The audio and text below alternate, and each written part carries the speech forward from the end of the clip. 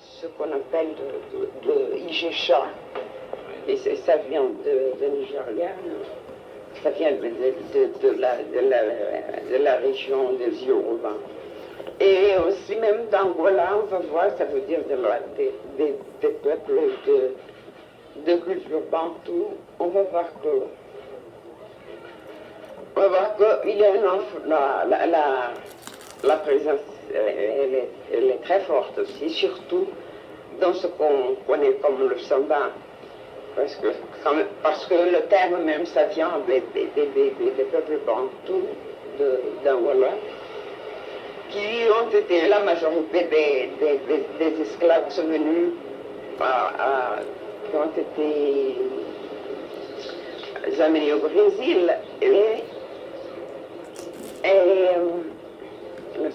Voilà. Pratiquement tous les rythmes qu'on voit, et toute la structure, ça veut dire la structure rythmique et musicale de la musique brésilienne, des différents genres de la musique brésilienne, vont être prédominamment, ça vient de l'Afrique, mais on ne peut pas oublier la présence de l'influence européenne. Mais quelle est la présence européenne? L'influence européenne, ça veut dire c'est de la péninsule ibérique. Et on va voir que les musiques qui sont venues amener pour les Portugaises sont des musiques qui ont eu une influence très profonde des Maures, qui ont habité dans la péninsule ibérique pendant des siècles. Et quand on parle des Maures, on parle des Africains aussi. Et surtout si on pense dans les deux dernières dynasties Maures qui ont régné dans la péninsule ibérique, ce sont des dynasties venues de l'Afrique occidentale, comme le cas de la dynastie des Almoravides et des Almohades. Et on peut voir aussi dans la musique espagnole et portugaise un très profond des traits de la musique maure et aussi de quelque chose que nous rappelle la musique arabe aussi. Donc, quand on parle de Mouadine, quand on parle de Fado, on parle des musiques qui ont eu, avant de venir, ce type d'influence. Mais, quand on pense au tango, au samba, quand on pense à la rumba, à tous les rythmes de l'Amérique, toute la musique de l'Amérique, et il y a eu des chercheurs qui ont développé un travail dans ce sens-là. Et c'est le cas de Delson Alves, qui est comment on dit? Musicologue. Il n'est pas exactement un musicologue, mais il est quelqu'un qui est très intéressé dans la musique populaire brésilienne. Donc il a fait ce type de recherche. Il a commencé à Bahia, après au Brésil, et puis partout dans le continent, de l'Amérique du Sud, et il a vu ce type d'influence qui s'étendait jusqu'au voilà, de la Terre du Feu jusqu'au Canada, etc. Comme tu disais tout à l'heure, surtout le Nigeria et l'Angola étaient touchés. Est-ce que c'était les seuls États ou il y avait encore d'autres États qui étaient en Afrique qui ont créé une influence sur la musique brésilienne? Non, on ne peut pas parler de Nigeria et d'Angola, mais parler des groupes qui sont venus de l'Afrique occidentale et qui, ici, on appelle les Soudanais, hein, et les Bantous.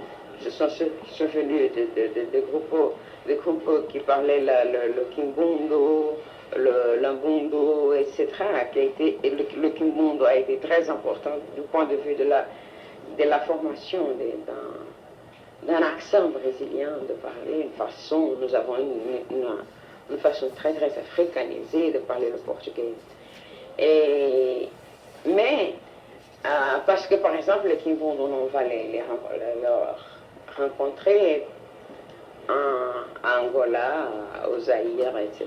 Parce que cette dénomination actuelle des pays africains, elle ne coïncide pas avec les ethnies dominantes. Mais de quelque façon, ce qu'on peut dire, parce qu'on va rencontrer des instruments musicaux venus surtout des groupes, avec les groupes bantous, comme ce qu'on appelle aujourd'hui le pouïka, c'était la puïta des bantous, le berimbau, et tous les types d'instruments rythmiques et de tambours, des atabaques, etc., sont venus de là-bas. Et voilà, je ne suis pas une musicologue, je suis un anthropologue, mais qui, à partir de tout ce qu'on voit en termes de la présence africaine dans la culture brésilienne, ça c'est sûr que les Africains ont contribué d'une façon beaucoup plus profonde qu'on puisse imaginer. Et donc, dans la musique, c'est la même chose. Mais de quelque façon, il y a un livre, c'est d'un Africain, je crois qu'il est zaïrois, qui est venu étudier au Brésil. Je ne me rappelle plus, mais son nom, mais de quelque façon, elle écrit quelque chose qui s'agitait de la domination, des structures musicales que sont venues de l'Afrique au Brésil. À ce niveau-là, je ne peux pas dire rien parce que je suis incapable de lire le langage musical. Ça, je ne peux pas le faire. Mais comme anthropologue, quels ont été les mouvements, disons, le début de l'entrée africaine au Brésil? Comment? Les débuts de quoi? Les premiers Portugais. Quand même, la date officielle de la présence africaine au Brésil, ça vient du XVIe siècle, ça veut dire de 1550. Mais à vrai dire, avant cette date-là, les Noirs sont venus avec les groupes, non pas des groupes, mais avec ce commerçant-là qui était au Brésil pour faire l'exploitation économique au niveau de ce qu'on appelle de pau-brasil. Ça a été notre premier cycle économique, le premier cycle économique de notre histoire, mais ça a été...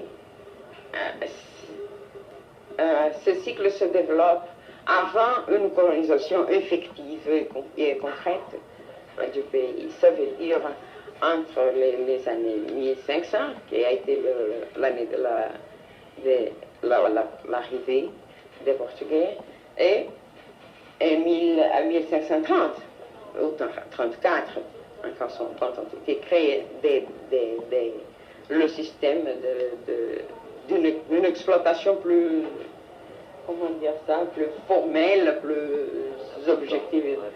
Oui, parce que c'est justement à partir de ce moment-là qu'on essaie d'installer des grands, comment dire ça, des grands qui étaient fonciers, ça veut dire de grandes haciendes, des grandes fermes pour faire l'agriculture. Oui, la plantation, l'origine de la plantation, la plantation, comme diraient les Anglais, en termes du sucre, du canne à sucre. À ce moment-là, la présence africaine, elle devient de plus en plus très forte, jusqu'au point qu'au Brésil, à l'époque coloniale, et même aujourd'hui, a eu une majorité des Africains dans sa population. Le même, on peut dire aujourd'hui quand même, les données officielles, ils disent que nous sommes seulement 45% de la population. Ça n'est pas vrai. Hein, c'est combien de pourcentage la vérité? À notre point de vue, ça veut dire à notre point de vue, non seulement d'une analyse empirique, mais en tant qu'une affirmation du mouvement noir brésilien, ça va jusqu'à 70% des descendants d'Africains dans la population du Brésil.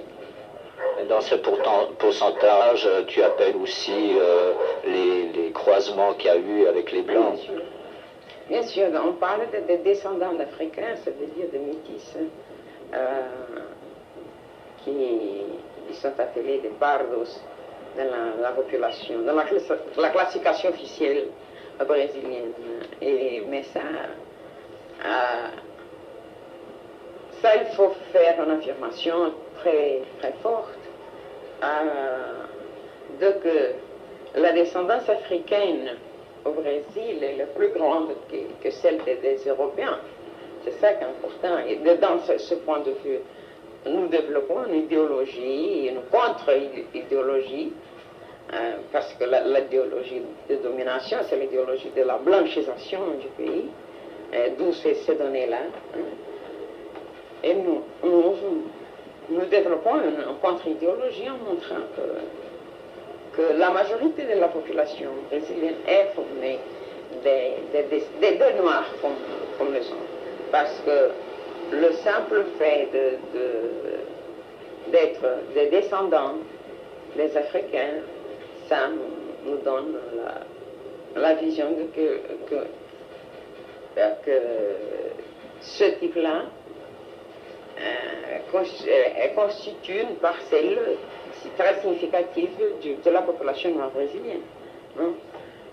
Parce que, et tout ça à cause de tout ce racisme très bien structuré qu'on va voir dans toute l'Amérique latine, en termes, et très bien structuré parce que très, très sophistiqué, parce que le racisme latino-américain, c'est un racisme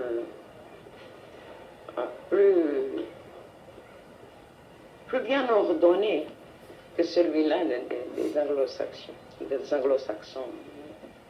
Et c'est pour ça qu'on va voir que la présence noire, comme au Brésil, et aussi la présence indienne dans des pays de majorité de population indienne, comme les pays comme Guatemala, comme Bolivie, etc. On va voir qu'il y a toujours une idéologie de blanchissation. Et il y a une tendance à nier des contradictions de caractère, non seulement des contradictions des classes, mais des contradictions du point de vue racial et évidemment du point de vue sexuel, parce que nos sociétés sont des sociétés très bien marquées par le patriarcalisme. Et ça veut dire par le sexisme et par le racisme. Et donc, c'est ça qu'on va voir. Hein? Mais on pourrait dire que la présence noire dans le continent, elle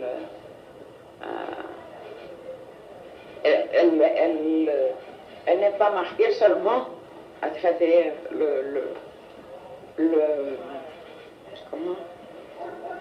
la traite d'esclaves, mais qu'il y a une présence intérieure en Amérique, surtout dans ce type de civilisation, est reconnue physiquement dans la région du Yucatan, au Mexique, etc., qu'on appelle la culture olmèque. C'est déjà la présence noire là. Et Et voilà.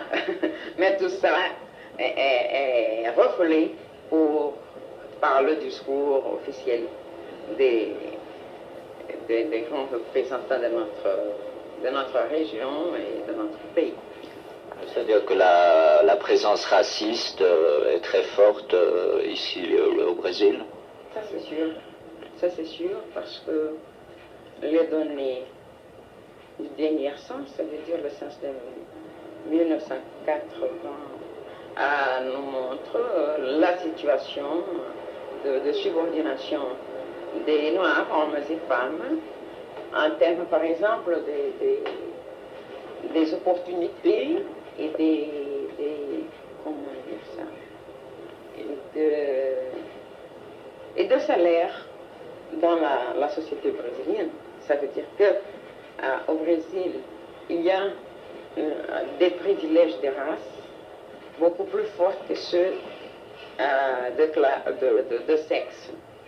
Ça veut dire que le sens de 1980 nous montre que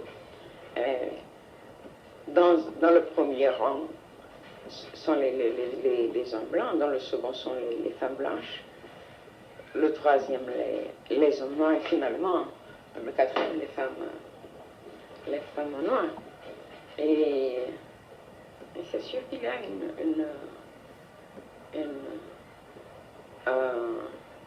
une articulation de l'exploitation des classes avec l'oppression des races dans la société brésilienne quand même le mythe créé pour l'exploiter le secteur le plus conservatif du pays, qui affirme l'existence d'une démocratie raciale. Ça, le mouvement noir, j'ai déjà démontré suffisamment que ça n'existe. Ça, c'est seulement pour un prestige international, pour la nécessité et pour le besoin d'affirmer une différence, d'affirmation d'une identité qui n'est pas réelle. Ça veut dire que 90% des travailleurs noirs au Brésil sont dans les professions les plus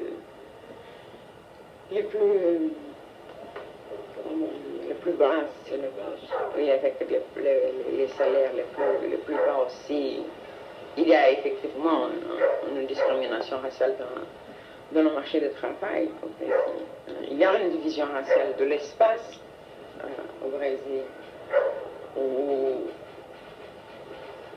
on peut voir par exemple que 63% de la population noire brésilienne est concentrée justement dans la région la plus pauvre, appelée sous-développée, qui est le nord-est, et la population blanche.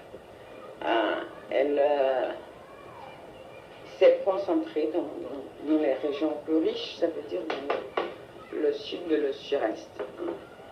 Et voilà, c'est une société conservative, autoritaire, paternaliste, et donc c'est très très très évident pour nous, les Noirs brésiliens, qu'il y a évidemment un racisme, non comme le racisme des États-Unis, de l'Afrique du Sud, mais il y a un racisme très très bien développé dans les sociétés d'origine ibérique et même française, nous savons par exemple. La société latino-américaine, un continuum de couleurs, et une hiérarchisation du point de vue de la couleur, et qu'en dernière instance, on va voir que quand même ce continuum de couleurs qu'on va voir, il y a vraiment une division raciale du travail dans nos pays de l'Amérique latine. Ça, c'est sûr. Et quel est le salaire le plus bas que la race noire reçoit? On va voir que dans les données même d'une institution comme l'Institut brésilien de géographie statistique, ça démontre que la grande majorité des travailleurs noirs, qui sont des travailleurs manuels, sont dans le niveau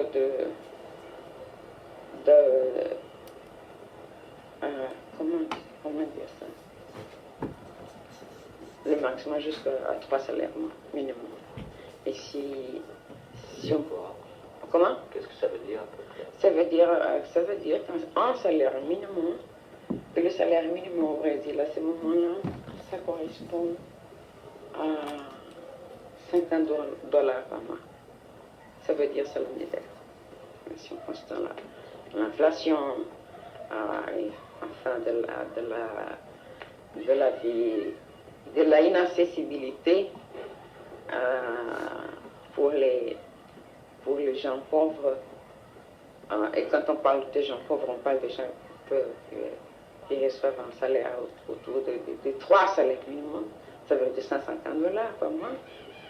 Et on va voir que il y a une inaccessibilité aux gens fondamentaux pour la survivance.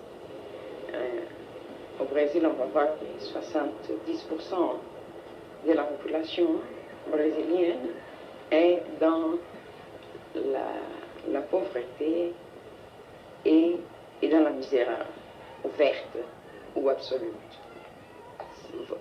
Voilà, c'est un système très très perverti qu'on va voir dans notre pays. Et le principal, la plus grande victime de tout ça, c'est la population noire, sans doute. Mais est-ce qu'il y a des politiciens, par exemple à Brasilia, qui sont de race noire? Il y en a très peu, parce qu'au Brésil, comme en Amérique latine en général, il y a l'idéologie de la blanchisation. Ça veut dire que ce que Fanon a très bien démontré, et Albert Memmi aussi, ça veut dire que c'est l'internalisation de l'idéologie du groupe racial dominant. Donc nous avons autour de 10, parce que je ne compte pas ces gens noirs qui sont là-bas, sinon au niveau d'une actuation effective, d'une lutte effective en faveur de la population noire. Et dans ce point de vue, on peut seulement remarquer la présence de deux députés là-bas.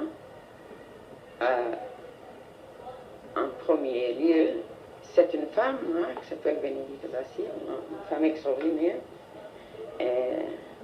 une très grande parlementaire, venue des couches populaires, venue d'une favela, une femme très très forte, et un homme qui s'appelait Carlos Alberto de Oliveira. Parce que seulement ces deux-là ont lutté du point de vue de la question raciale. Les autres sont des noirs, mais ils n'assument pas ça. Ils se croient des blancs. Voilà. C'est à eux, donc.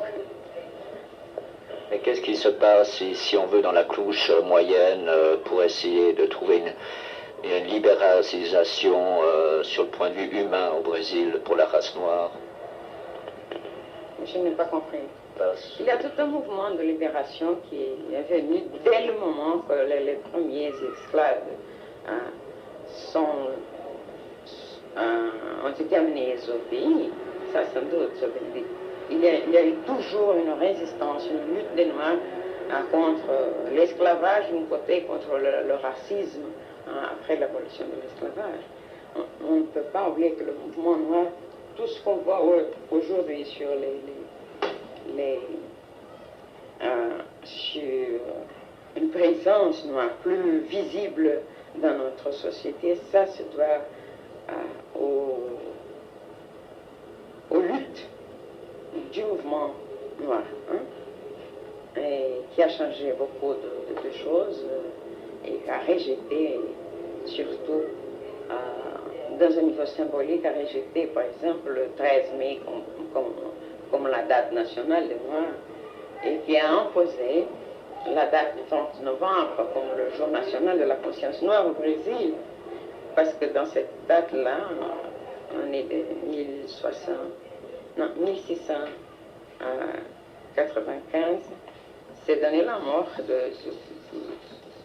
du plus grand héros brésilien, quelqu'un noir, Zumbi de Palmares. Palmares a été le premier État libre des Amériques,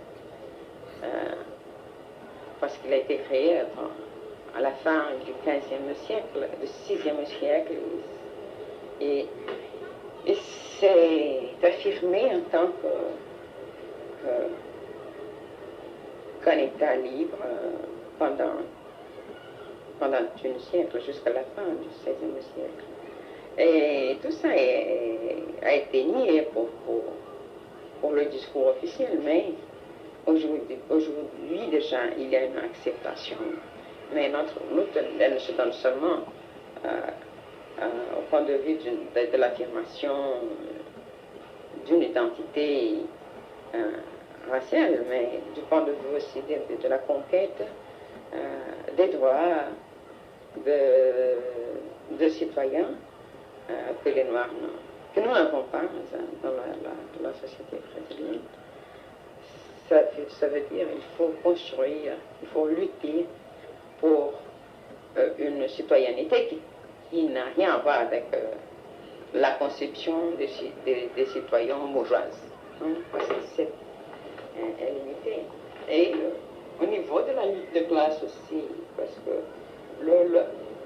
la représentation la plus forte du mouvement noir, elle vient de la gauche, parce que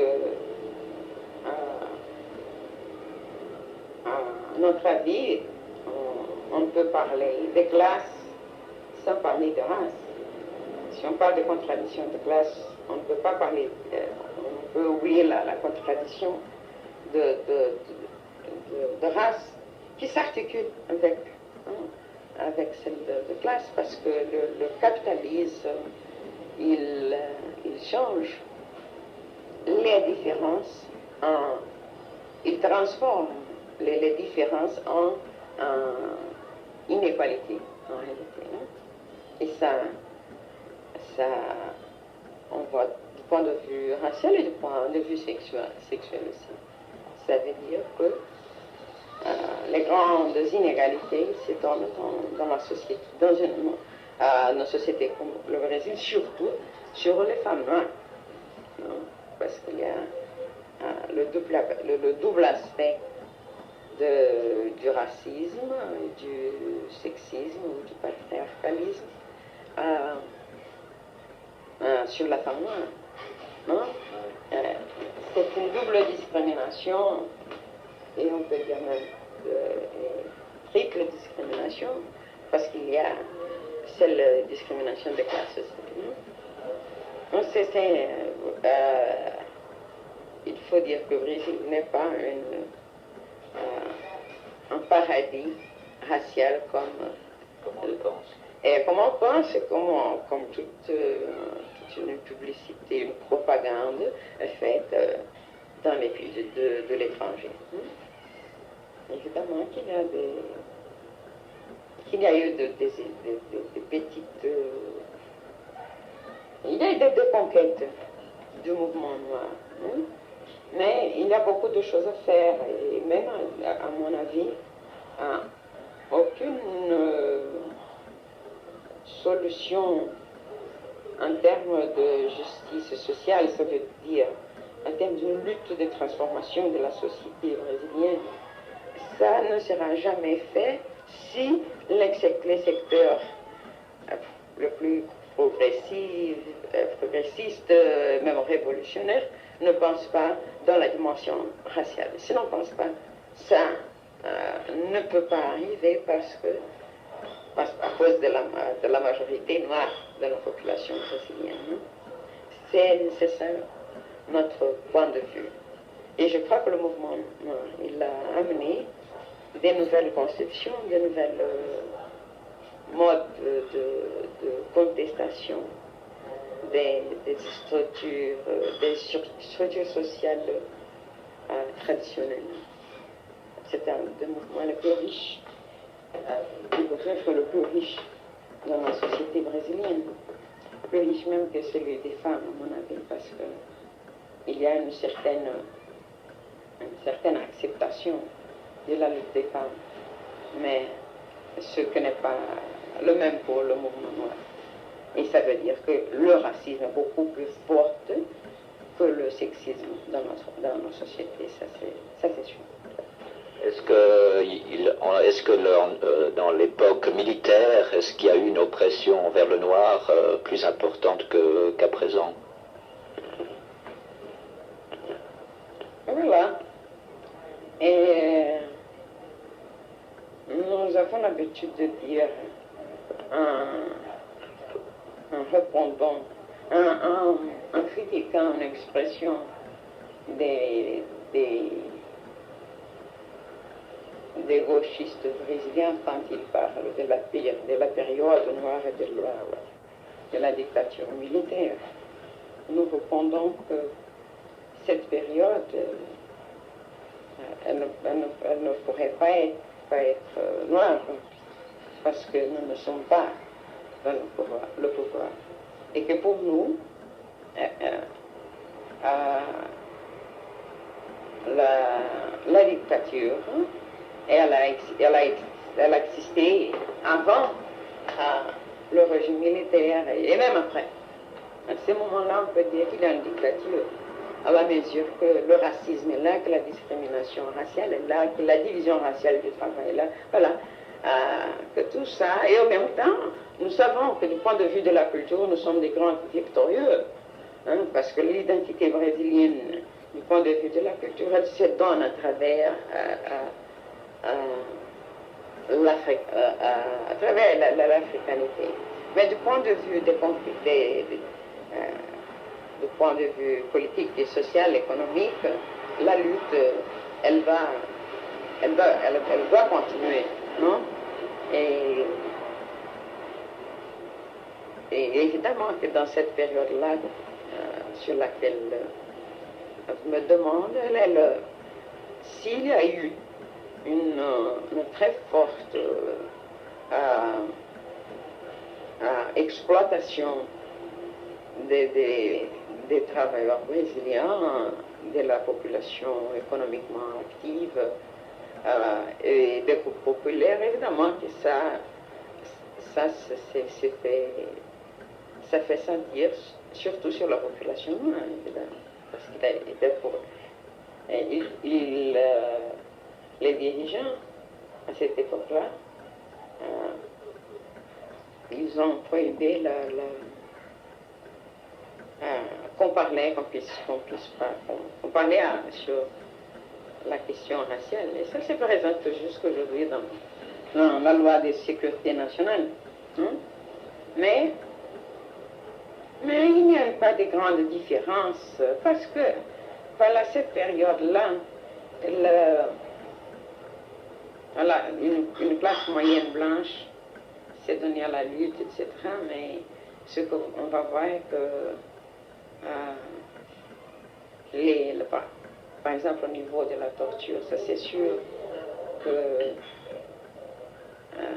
les grands tortureurs, ils ont fait ces études de niveau pratique avec les prisonniers communs de nos prisons là, des grandes prisons brésiliennes, dont la majorité de la population est constituée des Noirs. Voilà, la question de la torture qui a été découverte pour une classe moyenne blanche au Brésil aux années 70, nous, les Noirs de ce pays, nous la connaissons dès que nous sommes arrivés au pays. Mais de toute façon, c'est ce qui est important de voir et de reconnaître, que la population et les Noirs de ce pays, ils ont été toujours auprès et même ils ont été comme des leaders de tous les mouvements de libération nationale avant l'indépendance et même après. Hein? Et ça n'a été jamais reconnu de la part Des blancs, non, ça c'est sûr. Il faut, voilà, c'est à nous la tâche de refaire l'histoire et de montrer tout ça, n'est-ce pas? Et cette année, justement, il se fête la libération de l'esclavage. Qu'est-ce qui va se passer?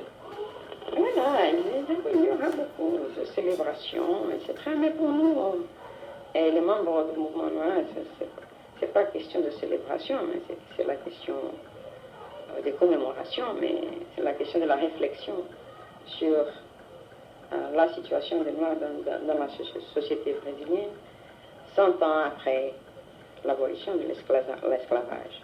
Et le bilan n'est pas positif, n'est-ce pas? Et à travers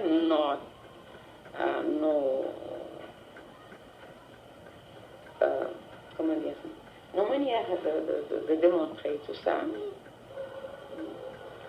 nous avons vu dans le carnaval brésilien, qui c'est un moment très important pour entendre la parole noire. Le carnaval passé, nous avons vu l'école de Samba qui a été la championne. Nous avons vu que toute la question du mouvement noir était là.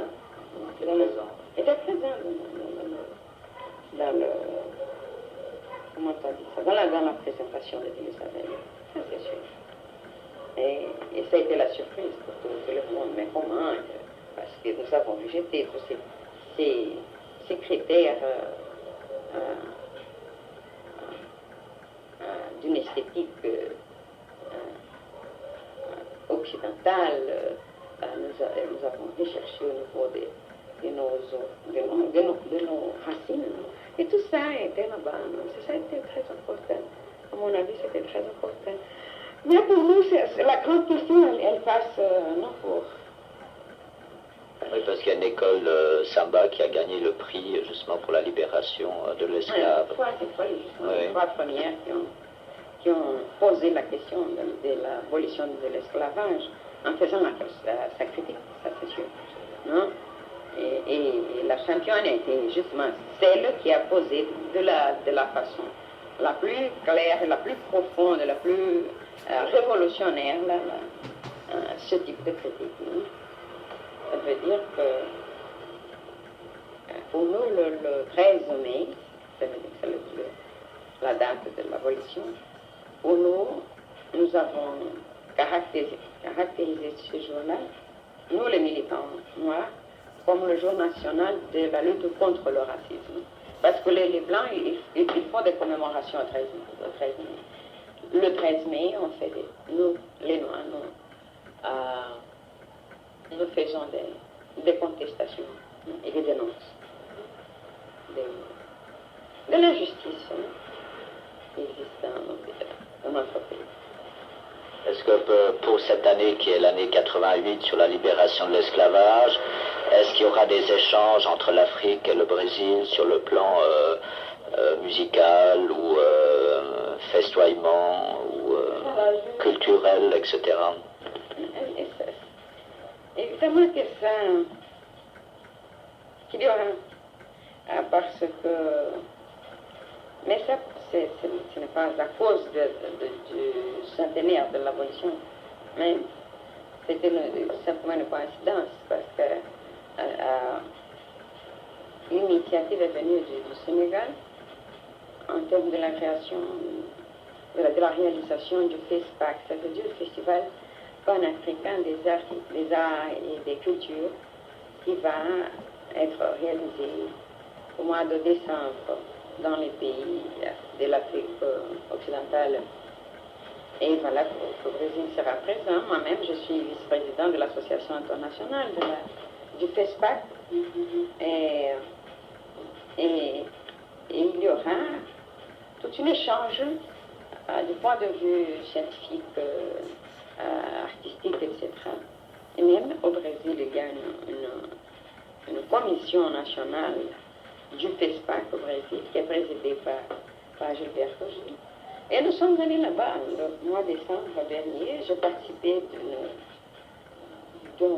d'un séminaire sur le monde noir et des perspectives futures. Je participais dans une table ronde sur la femme noire. Voilà, il y a eu des rencontres. Il y a eu la création du mémorial de l'île de Gorée en même temps qu'au Brésil, en termes de mémorial zombie. C'est donné comment dire ça, voilà, la donation du gouvernement brésilien de la région où Palmares a existé pour qu'on puisse construire là-bas un grand mémorial. Alors, nous avons fait une articulation Brésil-Sénégal, parce qu'en même temps que ce que se faisait la fondation du mémorial de l'île de Gorée, ici, on arrivait à ce point de vue-là. Mais en fait, c'est évident, les relations culturelles entre l'Afrique et le Brésil, elles sont toujours présentes. Et même avant l'abolition de l'esclavage. Et aujourd'hui, maintenant, à travers des relations diplomatiques, des échanges, des étudiants africains qui viennent étudier au Brésil, mais le contraire ne se donne pas. Hein? Parce qu'au Brésil, pour le gouvernement brésilien, l'Afrique, c'est un grand marché économique qui peut donner des grands revenus, hein, pour les entrepreneurs officiels ou privés, hein, qui sont intéressés à un investissement en Afrique. Ça, c'est sûr. Qu'est-ce qui est prévu pour cette année à peu près de réalisation sur le plan culturel? Je ne sais pas vous dire, parce qu'il y aura beaucoup de choses dans tout le pays, partout, toutes les institutions privées, officielles, gouvernementales, non gouvernementales, voilà, tout le monde organise des commémorations pour l'abolition de l'esclavage. Disons, ça débutera au mois de mai. Hein? Ça débutera au mois de mai. Officiellement, c'est sûr, le 13 mai à Brasilia, le président de la République va faire un très beau discours sur la démocratie raciale au Brésil et annoncera le début des commémorations officielles. C'est cette histoire-là nous connaissons. Il y a beaucoup de, n'est-ce pas, de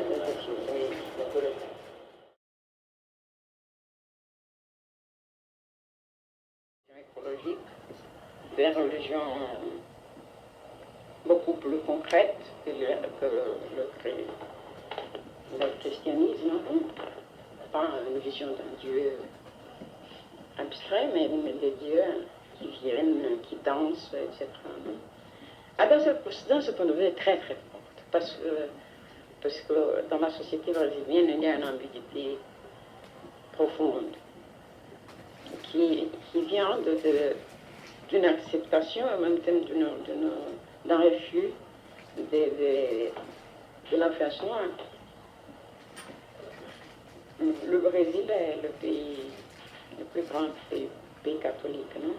Mais en même temps, tous les catholiques, la grande majorité des catholiques vont aux terreiros, ça veut dire au temple de l'Umbanda, du Candomblé, etc. Parce que, voilà, parce que c'est une question de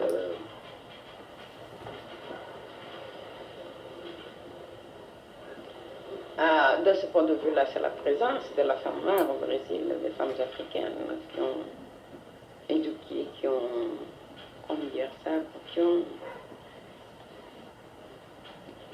conservé les valeurs culturelles, non, religieuses, et en même temps qu'elles étaient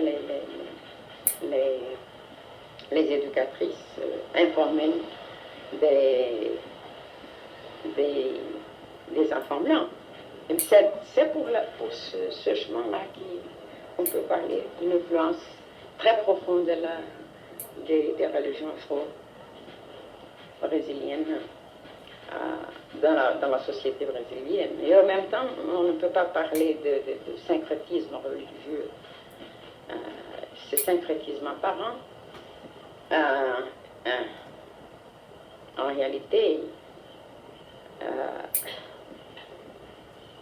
ce qui existe, ce sont des systèmes religieux absolument différents à partir de ces valeurs, de ces classifications et de ces valeurs et de ces classifications sont deux systèmes absolument différents parce qu'il n'y a pas la notion cette notion de salvation après la vie, etc. Ça n'est pas présent dans le système afro-brésilien. Donc on ne peut pas parler de syncrétisme, non? Mais ce sont des stratégies de survivance que les Noirs ont développées pour préserver leurs possibilités des pratiques de leur religion. Et ça se montre dans le, comment dire ça, dans les, oh mon Dieu, donc, ça se montre même au niveau de ces manifestations, au niveau des manifestations qu'on appelle les fêtes populaires. On va voir tout ça, des stratégies de survivance et de préservation de leur habitude, de leur valeur. Hein. Ça, on ne peut pas nier. Et ça, c'est très chez nous. Par exemple, est-ce que vous appelez aussi religion les différentes actes comme le vaudouisme ou la macumba ou les messes noires Voilà. Pour nous, ces expressions ne sont pas courantes. Hein? Oui. Comme le vaudouisme, ça pour nous c'est... et même le terme macumba, c'est un terme général qui ne veut dire pas rien du tout. Hein? Mais on parle des religions comme le candomblé, comme l'umbanda, comme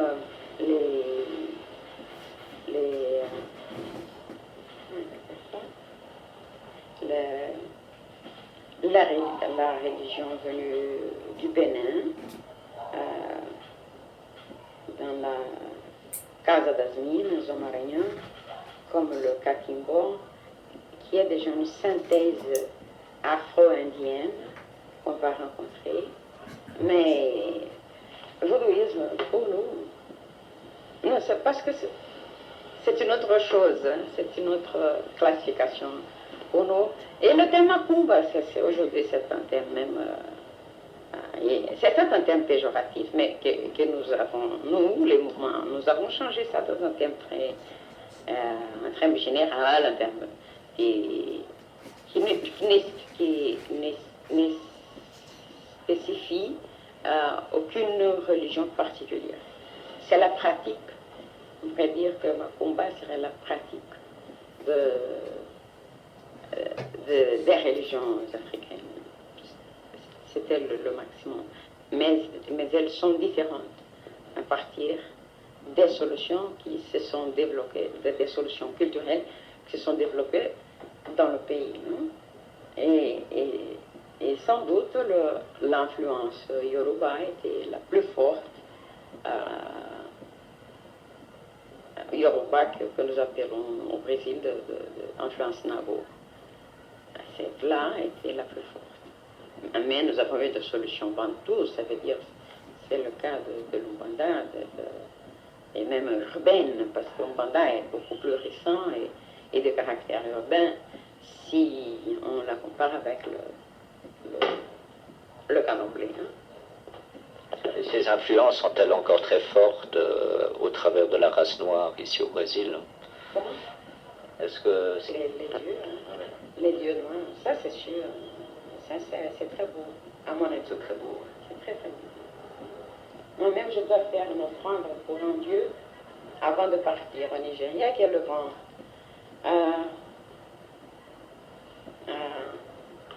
berceau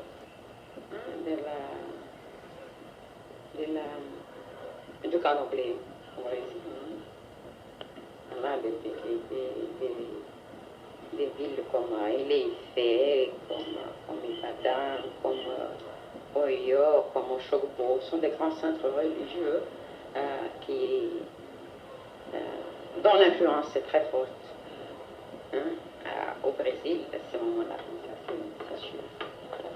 Ça veut dire qu'elle est métamorphosée surtout dans une offrande particulière. Comment? Disons, elle est... Bien sûr, c'est ça. Tous les Brésiliens sont des grands macumbeiros.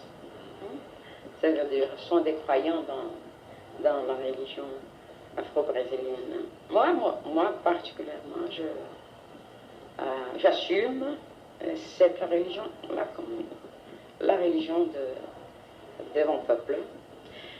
Mais en même temps aussi, je peux dire que l'influence noire, elle ne se fait seulement dans le Brésil, mais elle se fait à travers de toute la formation de la culture occidentale blanche.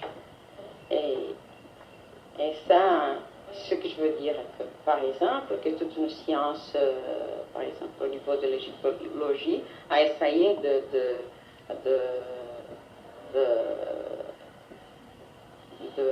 refouler le caractère noir de la civilisation égyptienne, qui a été la grande-mère, le grand berceau de la civilisation occidentale, et même de ce qu'on appelle la philosophie grecque. Ces choses sont là-bas dans les textes théologiques égyptiens. On peut voir ça dans les grands musées. Je suis dans le musée de Londres. On va voir que toute une stratégie du christianisme, du catholicisme, autour de la Sainte Vierge, le grand modèle du catholicisme autour de la Vierge, ça vient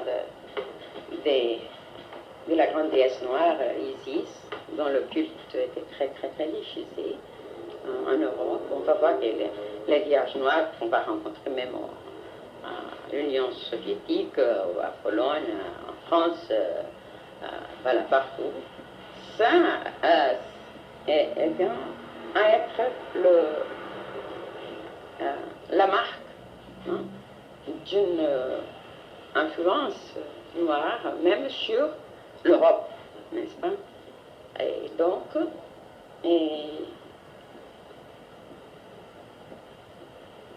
et quand même, la présence physique noire ne soit pas évidente là-bas, mais on doit réfléchir aussi sur ces questions-là. C'est ma proposition de recherche et de thèse. C'est justement de montrer tout ça. Et même de traduire les livres de Cheikh Anta Diop, qui a été considéré un des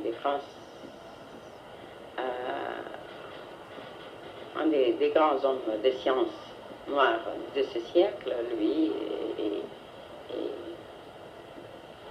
comment s'appelle-t-il, l'américain, Du Bois. Les Américains l'appellent Du Bois, on dirait Dubois. Lui et le Cheikh Anta Diop sont considérés des deux grands sages noirs, parce qu'ils ont recherché beaucoup, ils ont créé toute une école de recherche dans le monde noir pour démontrer que, au contraire de ce que disaient les grands sages européens, etc., que les même toute la théorie raciste, non? Que les Noirs sont incapables de civilisation. Ils ont démontré, et ces disciples, même aujourd'hui, continuent leur recherche et démontrent, par exemple, que ce qu'on appelle la culture occidentale, ces grandes bases scientifiques, philosophiques, religieuses, etc., elles sont venues d'un peuple noir, d'une civilisation noire comme l'égyptienne. Donc, quand on parle, par exemple, de la religion chrétienne, on parle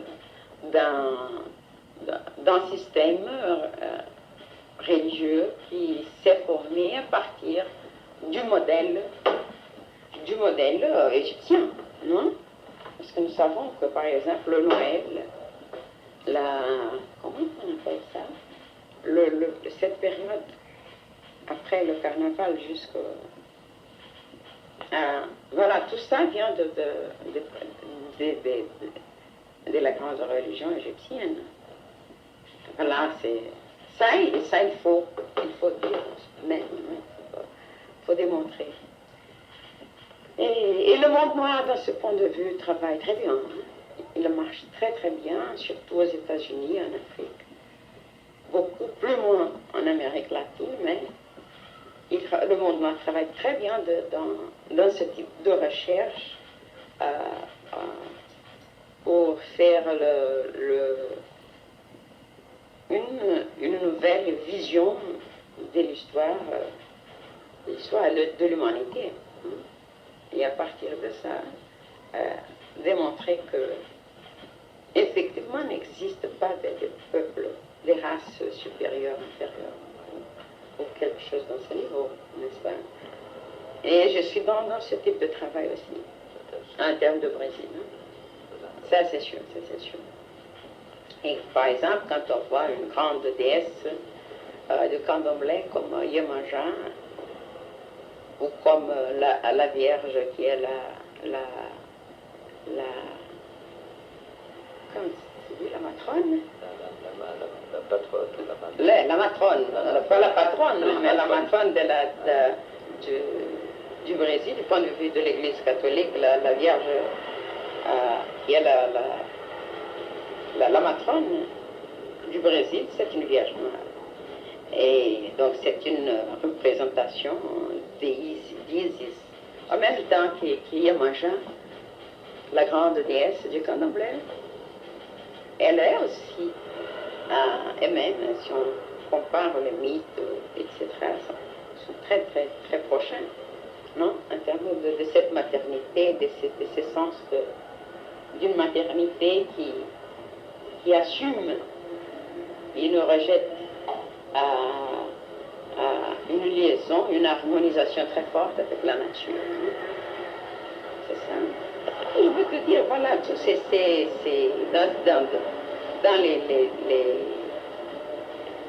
dans cette religion africaine, par exemple,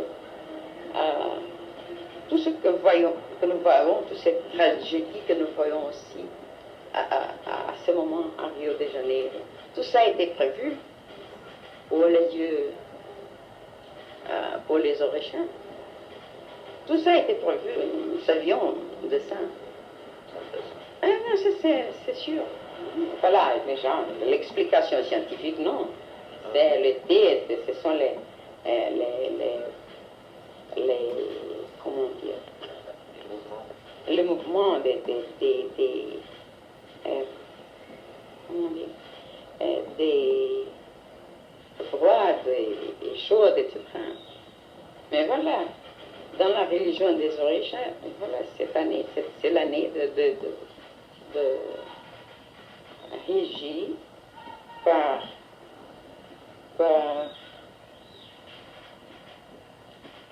des dieux dont la caractéristique, ce sont des grandes tragédies, etc. Voilà. Et nous avons tout ça écrit. Nous avons écrit tout ça, et ça a été avant l'année dernière, quand ils ont parlé de toutes ces choses qui arrivent à ce moment et qui vont arriver à beaucoup plus. Ça, c'est très intéressant. Par exemple, une déesse comme Nana, qui régit cette année-là, c'est la déesse de la mélange. Tumulte. Hein? Tumulte. Non, c'est pas dans ce sens. Et voilà. Et ça est représenté toujours, surtout par la mélange de l'eau avec la terre. C'est l'argile, hein? Cette chose qui est comme la pâte, c'est la lame. Bon, voilà. Voilà. Et c'est ça. C'est une autre vision de la réalité. Non? c'est pas une vision à partir de châtiment, des choses. Non, c'est pas ça. Ce sont des forces de la nature qui cherchent, comme j'avais dit, la religion brésilienne. C'est une religion écologique dans le sens le plus profond. Là, ce sont des forces de la nature qui recherchent l'équilibre qui a été coupé par les hommes, par nous-mêmes. Non, c'est très intéressant. Est-ce que tu trouves là que la religion blanche a-t-elle détruit en Afrique et dans les autres pays un peu la vibration africaine? Ils ont essayé de faire ça, bien sûr. Le colonialisme, ça a été, et le néocolonialisme, quelque chose de terrible parce que violent. Mais si on va en Afrique, on va voir que dans dans les régions les plus moins influencées pour la présence européenne, les choses sont là-bas. Et même si on pense, par exemple, à une université comme l'université d'Ile-Ife à Nigeria, voilà, la présence européenne, elle a été importante, positive d'un point de vue de la création de l'université. Mais l'université, elle fait ses recherches autour de cette culture, de cette religion-là. Nous sommes déjà dans le 4e ou 5e séminaire international de la tradition des Orishas. Le premier a été là-bas, au Nigeria, le second à Bahia, le troisième, je ne sais pas où, c'était aux États-Unis. Et voilà. Et ça, on va partout. Ça, à la mesure qu'on voyage pour ce monde, on voit que cette religion, surtout dans l'Amérique, dans le continent américain, ça veut dire à Cuba, aux Antilles, en Amérique centrale, en Amérique du Sud, en Amérique du Nord, cette religion, elle est là. Parce que la présence noire a essayé de maintenir, il a réussi à maintenir cette tradition religieuse. Est-ce que tu trouves que le racisme aux États-Unis est-il plus agressif envers le noir qu'au Brésil? Non, il est plus franc, je dirais plus honnête que celui de l'Amérique latine. Parce que là-bas, les gens disent ouvertement, elles développent leur stratégie, etc., ouvertement. Ici, non, c'est le contraire. Si on peut dire que le racisme est honnête, c'est une grande contradiction, mais en termes de pratique, là-bas, c'est une chose beaucoup plus ouverte. Et ici, non. C'est plus terrible. Nous ne savons pas où est l'ennemi. Là-bas, ils savent. C'est pire. Oui, c'est pire. C'est beaucoup plus pire, hein, ça c'est sûr. C'est comme ça. Les Noirs du Brésil,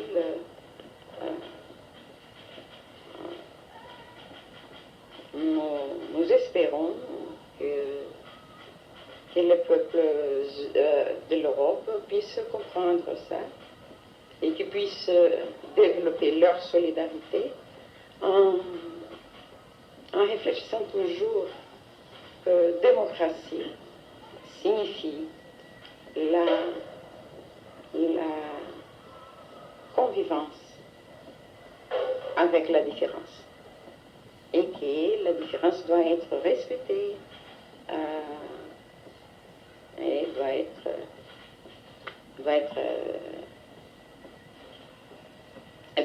comprise et acceptée. C'est le respect pour la différence qui est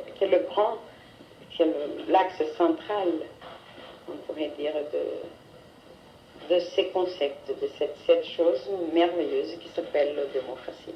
Et c'est pour ça que je crois que tous les peuples du monde qui ont souffert et qui souffrent à l'exploitation et l'oppression